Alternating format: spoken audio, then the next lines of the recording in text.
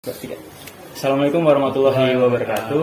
Kami dari kelompok 1 akan mewawancarai Bapak Diro Rodli selaku narasumber kami yang merupakan guru PKWU.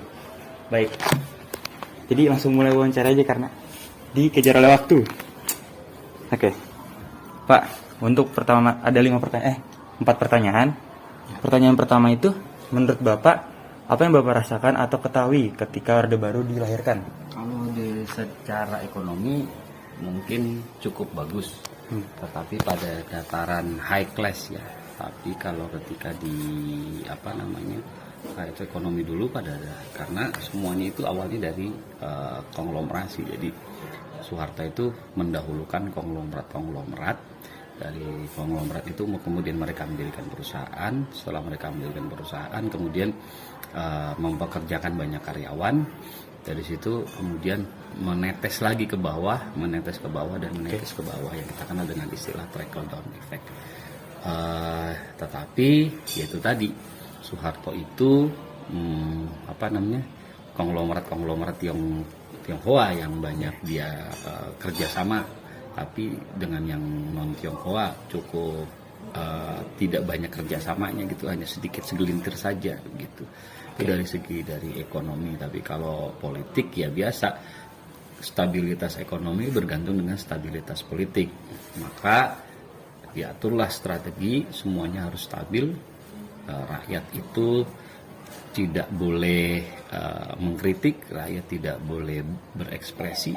Jadi kebebasan berekspresi cukup dibatasi. Jadi tidak sangat anti kritik sekali gampangannya seperti.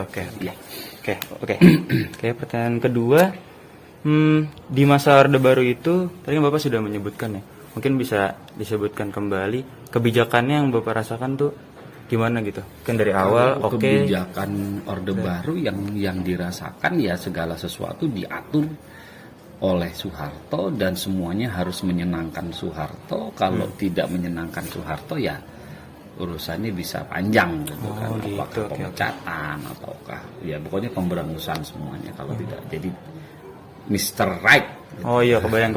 Iya, jadi segala sesuatunya itu memang dia adalah pemimpin tunggal. Dia benar-benar harus nurut semuanya. Iya. Begitu. Oke, pertanyaan ketiga akan ditanyakan oleh teman saya. Maulana Malik, silakan.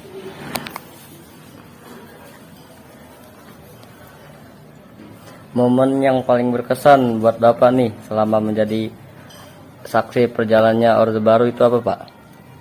Iya, runtuhnya Soeharto, runtuhnya Orde Baru. Bagaimana teman-teman mahasiswa itu bersama-sama demo untuk menurunkan tiraninya Soeharto yang sangat kuat itu. Dimana sekarang kita rasakan kita bisa berekspresi, bisa bebas berpendapat, dan bisa bebas melakukan apapun, namun dengan tanggung jawab. Jadi harus bisa dipertanggungjawabkan segala sesuatunya. Apa yang kita lakukan merugikan orang lain ya harus kita bertanggung jawab gitu kan. Itu yang penting seperti itu. Dari segi ekonomi kan yang kita ukur hanya dolar saja kan gitu kan. Cuma memang kala itu dolar pernah 1.000, pernah 2.000, tapi ketika krisis ekonomi melanda 1997-98, dolar pernah 17.000 bahkan sampai 20.000 kan gitu kala itu.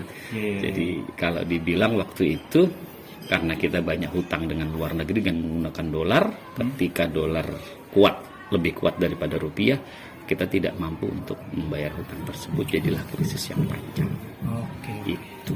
Oke, pertanyaan terakhir. Silakan. Pertanyaan keempat, Pak. Ya. Pastinya Orde Baru dengan era yang sekarang sudah jauh berbeda kan ya, Pak ya?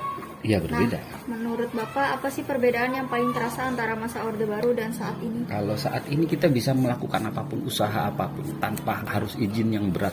Sampai sekarang Jokowi saja kalau perlu semua perizinan dipangkas, siapa yang mau usaha ayo silakan. Iya. Gitu. Kalau zaman dulu harus lewat pintu sini, harus pakai sedikit tanda terima kasih, ke peja sini harus terima kasih dan berbelit-belit, harus punya backingannya pejabat apa, ini segala macam. Tapi kalau sekarang siapa yang mampu, siapa yang bisa dipersilakan. Nah itu kan kerasa sekali kan, yang sekarang startup itu ya hebat karena kebijakan yang terbuka, startup bisa rontok ya juga karena kebijakan-kebijakan yang terbuka kan. Investasi sekarang dipersilakan siapapun untuk melakukan investasi. Oh, jadi benar-benar untuk segi usaha ekonomi tuh sekarang benar-benar terasa terbuka banget. Terbuka banget, tapi memang itu namanya ekonomi pasar ya. Siapa Iya, yang kuat dia yang bisa ini, siapa yang lemah ya tinggal tunggu waktunya saja. Oke. Baik. Ya sekian mungkin 4 pertanyaan yang cukup sudah kami dapatkan jawabannya. Oke, terima kasih sekian dari kami. Wassalamualaikum warahmatullahi wabarakatuh. Makasih Pak. Warahmatullahi wabarakatuh. Makasih banyak Pak. Sama-sama. Bye bye.